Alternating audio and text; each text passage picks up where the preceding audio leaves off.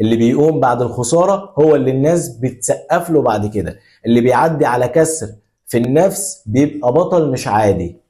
المكسب مش في النتيجة، المكسب في الرحلة. يعني انك لما تمشي في طريق صعب وتكمله وتبذل كل اللي عندك حتى لو ربنا كاتب لك اي نتيجة، انت بقيت شخص تاني، اقوى، انضج، اذكى واصلب من الدنيا كلها. فاكر لما كنت صغير ووقعت؟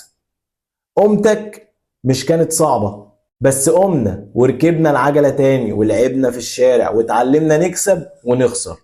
الكبار بيقعوا برضه، بس شطارة الكبير انه يقوم حتى لو محدش شافه، بس هو شايف نفسه وبيحترم نفسه وبيكمل. عايزك تطلع من المرحلة دي أقوى نسخة من نفسك. ابدأ دلوقتي. حب نفسك وانت بتتغير.